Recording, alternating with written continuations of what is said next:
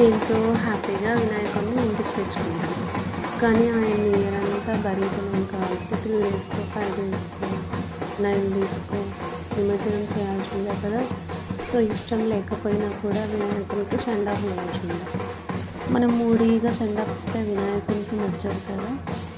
So, next year మళ్ళీ మా ఇంటికి రా గణపయ్య అని హ్యాపీగా డాన్స్ వేస్తూ సెండ్ ఆఫ్ ఇస్తాం వినాయకునికి.